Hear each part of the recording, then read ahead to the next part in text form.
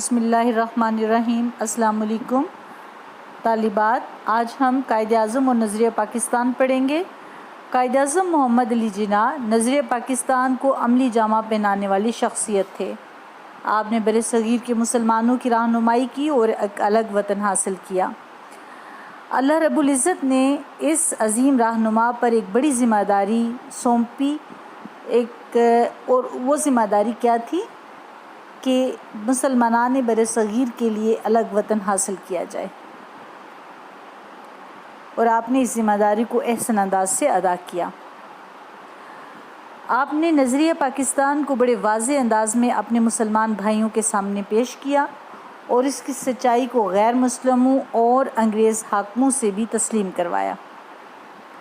عزیز طالبات، قائد اعظم نے پاکستان کا مطالبہ کسی وقتی جوش اور جذبے کے تحت نہیں کیا تھا، بلکہ ایک طویل جدوجہد تھی، تلخ تجربات تھے جنہوں نے انہیں علیحدہ وطن کا مطالبہ کرنے پر مجبور کیا تھا۔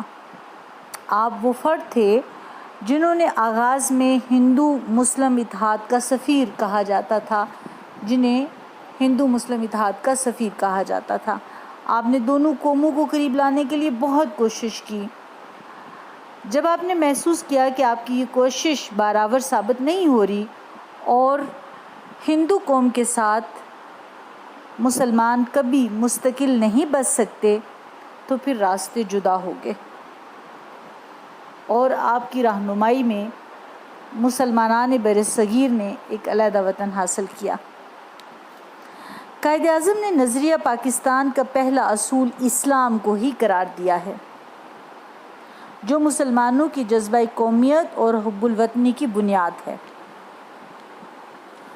آپ اپنی اسکرین پر بھی دیکھ رہے ہیں کہ میں نے چند پوائنٹس یہاں پر لکھے ہیں تاکہ قائد اعظم اور نظریہ پاکستان کے بارے میں آپ کو کلیئر ہو جائے۔ قائد اعظم کا بڑا ٹھوس موقف یہ تھا کہ پاکستان اسی دن وجود میں آ گیا جس دن پہلا ہندو مسلمان ہوا۔ آپ نے اس چیز کو مزید واضح کیا جب آپ نے 1943 کے سالانہ اجلاس جو کراچی میں منعقد ہوا اس سے خطاب کیا۔ آپ نے خطاب کرتے ہوئے کیا فرمایا؟ وہ کون سا رشتہ ہے جس سے منسلک ہونے سے تمام مسلمان جسد واحد کی طرح ہیں؟ وہ کون سی چٹان ہے جس پر اس ملت کی عمارت استوار ہے؟ وہ کون سا لنگر ہے جس نے اس امت کی کشتی کو محفوظ کیا ہے؟ وہ رشتہ، وہ چٹان، وہ لنگر اللہ کی کتاب قرآن مجید ہے۔ سپی کے دربار میں 1948 میں بھی آپ نے اس کو مزید واضح کیا۔ میرا ایمان ہے کہ ہماری نجات کا واحد ذریعہ اس سنہری اصولوں والے ضابطہ حیات پر ہے جو ہمارے عظیم واضح قانون دان پیغمبر اسلام صلی اللہ علیہ وسلم نے ہمارے لیے قائم کر رکھا ہے۔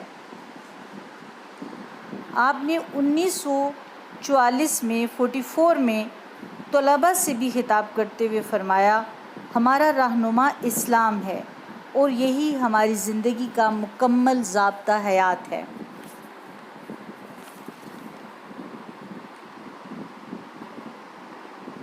آپ نے اس کی عملی شکل کی وضاحت بھی کی۔ اسلام محض رسوم و روایات اور روحانی نظریات کا نام نہیں، اسلام ایک مکمل ضابطہ حیات ہے۔ آپ وہ شخصیت تھے جو دو قومی نظریے کے زبردست حامی تھے، اور آپ کی وجہ سے ہی آپ نے ہی جو غیر مسلم تھے اور انگریز حاکم تھے ان سے یہ نظریہ منوایا تھا۔ آپ نے اس کے بارے میں کیا ارشاد فرمایا؟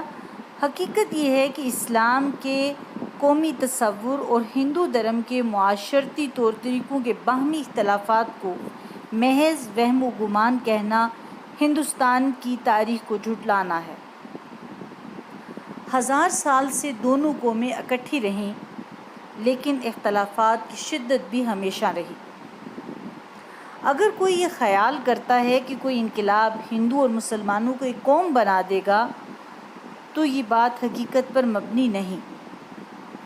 اسلام اور ہندو محض مذاہب نہیں بلکہ در حقیقت دو معاشرتی نظام ہیں جو کبھی اکٹھے نہیں ہو سکتے۔ دیکھیے قائد اعظم نے بڑے واضح طریقے سے آپ نے دو قوموں کا جو نظریہ پیش کیا وہ کتنا واضح تھا کہ اسلام اور ہندو اور مسلمان 1000 سال سے اکٹھے رہ رہے ہیں لیکن وہ اکٹھے نہیں ہوئے، وہ اکٹھے نہیں چل سکتے، اکٹھے ان کی جو نظام حکومت ہے وہ اکٹھا نہیں چلا سکتے۔ مسلمان قومیت کی جو بھی تعریف کی جائے، مسلمان اس تعریف کی روح سے ایک الگ قوم ہے، اس بات کا حق رکھتے ہیں کہ وہ الگ سے اپنی ایک مملکت قائم کر لیں۔